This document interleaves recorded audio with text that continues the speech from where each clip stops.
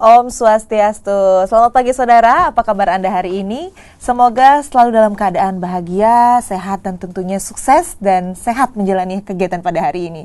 Dan kembali lagi bersama saya Dewi Nitya, kita ada di program Sapa Bali Pagi Ruang Psikologi. Dan saudara seperti biasa, hari ini di tengah-tengah Nitya di studio telah hadir narasumber yang sangat luar biasa dan masih perwakilan dari HIMSI atau Himpunan Psikologi Wilayah Bali. Hari ini kita akan berbicara tentang anak ya, tentang belajar.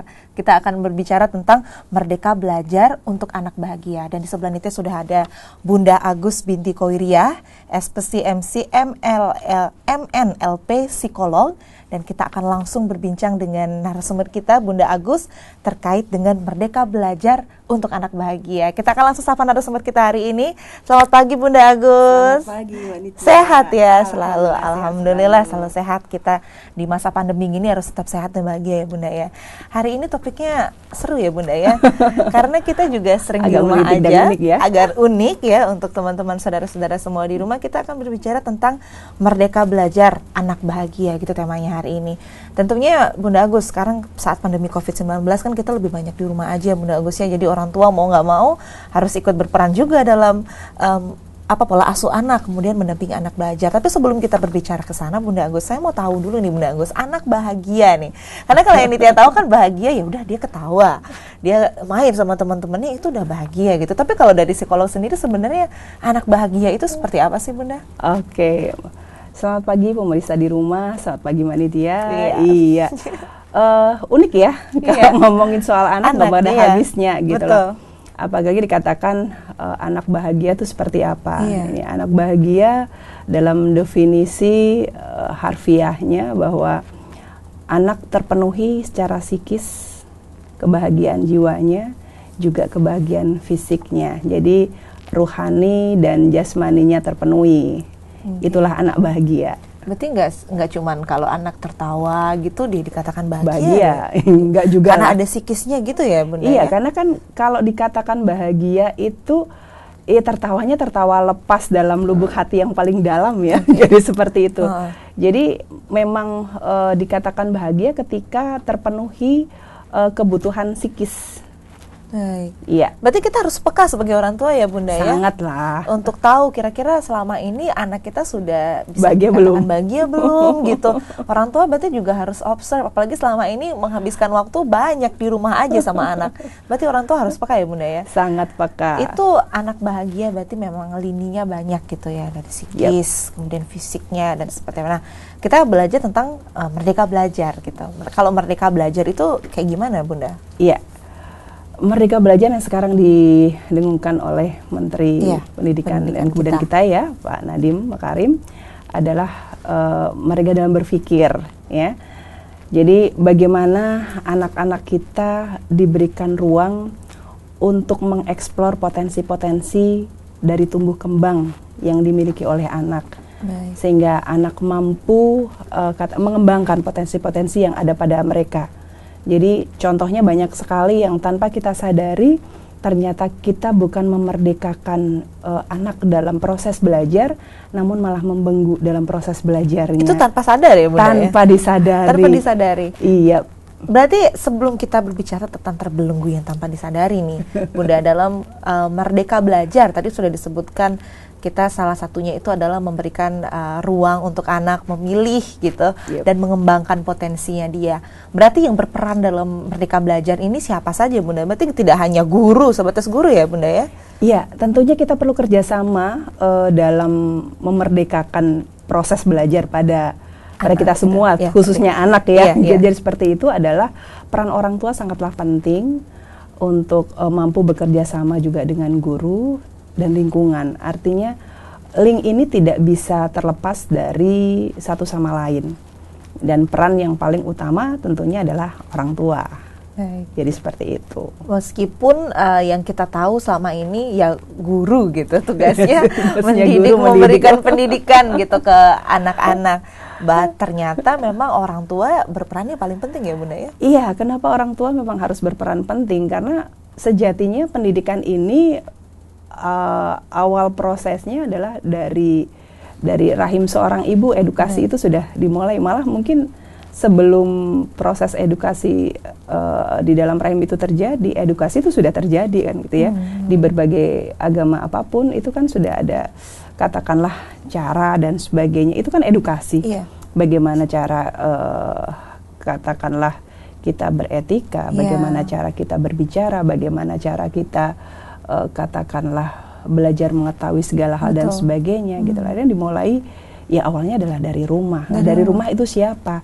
Ya ayah dan bundanya. Orang tuanya. Iya. Tapi karena memang hakikatnya kan orang tua itu juga guru gitu ya, kalau di agama ya. Dan selain itu juga dulu kita tahu kalau keluarga itu adalah lingkungan primer gitu. Jadi apa-apa dimulai dari keluarga. Berarti tanpa bisa kita bilang kalau keluarga itu seperti fondasi ya Bunda ya? Iya, betul. Anak itu rumah gitu. Jadi keluarga ini fondasinya begitu ya? Sangat betul. Jadi ketika kita menginginkan anak kita, kalau bahasa sekarang di komputer ya di format ya. Iya, di format ya.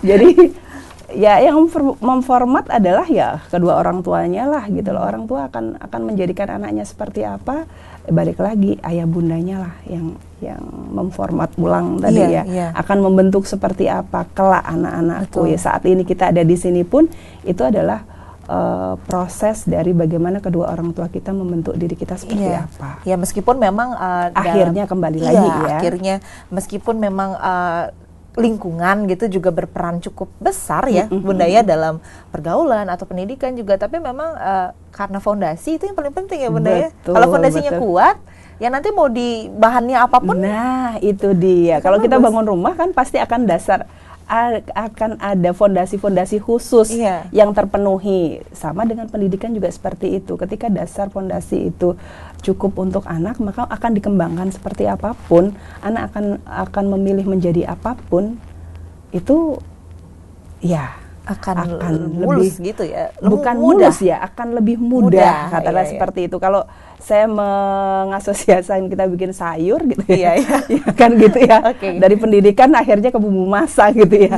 Bumbu dasar itu kan bawang merah, bawang putih, garam kan seperti itu. Nah, itu akan diolah seperti apapun bisa akan menjadi masakan. Begitu pula dengan mendidik anak. Dasar yang kuat pada anak itu apa saja sih gitu. Faktor apa saja gitu ya. Apakah faktor di sisi kecerdasan emosinya kah, atau kognitif kah, atau di sisi motorika, afeksi dan sebagainya, atau malah memang dasar kelimanya itu harus ada pada sisi spiritual ada, kemudian di bahasa ada, afeksi sosial interaksinya ada gitu. Itu adalah dasar pokok untuk pengembangan tumbuh kembang selanjutnya. Baik, dan orang tua juga mau tidak mau harus peka dengan itu. Harus peka dan harus tahu gitu tahu ya. Juga tumbuh kembangnya seperti apa. Orang tua juga mesti belajar ya Bun ya. Iya, saya pun saat ini masih belajar. Iya, masih belajar dan sharing juga ke saudara-saudara di rumah. Jadi memang pendidikan itu berarti tidak hanya sebatas pendidikan formal dong Bunda ya. Kayak SD, SMP, SMA itu enggak. Berarti ada pendidikan lain ya Bunda ya di rumah mungkin atau institusi lain begitu Bunda? Iya, pendidikan sendiri ada informal, ada non formal, ya, ada formal. Nah, semua itu adalah pendidikan. Nah, saat ini kalau misalnya di pendidikan formal adalah pendidikan yang ada, yaitu tadi SD, SMP, SMA, ya, yang ada di formal yang ada, terus kemudian non formal yang di paket A, B, C dan sebagainya. Kalau informal adalah dari keluarga itu sendiri, jadi seperti itu. Jadi luas banget ya pendidikan itu. Jadi nggak hanya melulu seperti yang terlihat saja, jadi apapun yang tak terlihat pun itu pendidikan. Iya, itu pendidikan gitu ya. juga. Jadi nggak sebatas datang ke sekolah, buka buku, belajar, dapat nilai. Nah ini juga nanti kita akan bahas ya Bunda ya. Kecerdasan anak-anak itu kan banyak ya Bunda ya. Nah, salah satunya lah bilang ada kecerdasan emosi juga macam-macam gitu. Nah kalau anak itu sebenarnya pembagian kecerdasan anak itu apa aja sih Bunda kalau di psikolog? Adakah anak yang memang cenderung ke matematika misalkan, atau ada yang ke seni? Nah itu seperti apa Bunda? Iya, untuk kecerdasan anak ada biasa dengan multiple intelligence itu kan banyak banget ya, yaitu tadi ada anak yang memang dia cerdas di logik matematik. Artinya kalau misalnya di psikologi itu kita ada tes IQ, tes with children gitu ya, ada nalar gitu ya, ada nalar yang artinya ini kecerdasan anak adalah di kecerdasan verbalnya dia. Anak ngomong, sukanya ngomong dan sebagainya gitu loh. Namun ternyata dia lemah di berhitung dan sebagainya. Ya nggak apa-apa juga gitu ya. Nggak semua anak harus katakanlah dalam semua materi pelajaran itu dia harus menguasai semua. Ingat nggak Mbak Nitya, tentunya pasti masih ingat atau masih sampai saat ini pelajaran apa sih yang nggak suka ketika di SD, SMP, SMA gitu ya? Kalau Nitya tuh dulu kalau yang ngomong gitu suka Bunda. Cuman kalau udah keterampilan kalau udah seni-seni biasanya langsung sakit perut. Berarti itu juga wajar waktu itu dong dialami. Sangat wajar. Nah itulah yang akhirnya membawa Mbak Nitya menjadi presenter di sini kan bener, begitu. Karena tahu gitu ya. Kalau biasanya ketika di kelas ngobrol aja sama temennya, guru nerangin gitu loh si kita lagi asik ngobrol sampai dipindahin tempat duduk gitu. Nanti dilapor ke orang tua, ibu anaknya ngobrol terus. Itulah kecerdasan verbal dalam bahasa di situ. Terus ada juga yang yaitu logik matematik tadi beda. Jadi kaitannya adalah dengan dia berhitung dengan angka. Sama dengan anak-anak saya kalau suruh belajar yang diambil buku matematika gitu loh. Kayak seperti itu. Jadi mau hari ini matematika, ntar matematika lagi, besok matematika lagi, dan matematika. Ya kan memang keinginan atau minat enjoy dalam mempelajari minat di logik matematikanya dia memang kuat, jadi seperti itu. Terus ada juga yang di seni ya, jadi ada yang di seni juga kan gitu. Dia suka musik. Betul. Bahasa nggak suka gitu ya. Terus matematika enggak gitu ya. Natural juga enggak, tapi doyanya musik aja, nyanyi aja, ngapa-ngapain nyanyi. Atau nari gitu dan sebagainya gitu loh. Jadi ya nggak apa-apa juga gitu. Nah inilah yang perlu juga karena dipahami oleh banyak orang tua, nggak selalu bahwa anak-anak itu harus menguasai semuanya. Tentunya kalau memang ada anak yang bisa menguasai semuanya, pastilah orang tua kepingin siapa sih yang nggak kepingin gitu ya. Tetapi pada dasarnya nggak semua anak sih akan menguasai itu.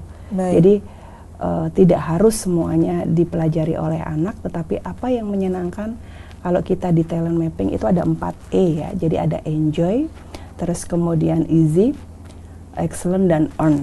Jadi 4E itu tadi yang akan membawa kita pada diri tumbuh kembang anak itu akan enjoy dan mudah menjalani. Tapi sekarang di sekolah formal bilangnya Bunda ya kan memang ada kurikulum yang sudah paten gitu di sekolah. Matematika ada, bahasa ada. Berarti di sini seperti yang sudah disampaikan tadi kan anak-anak itu pasti nggak semuanya dia expert di bidangnya. Tapi berarti di sana peran orang tua adalah membantu anak untuk menyelesaikan itu, tapi tetap mengembangkan apa yang menjadi tonjolan si anak itu. Berarti kurang lebih begitu ya Bunda ya? Iya, jadi lebih tepatnya adalah orang tua memberikan arahan dan gambaran kepada si anak bahwa ilmu itu banyak macamnya, banyak ragamnya.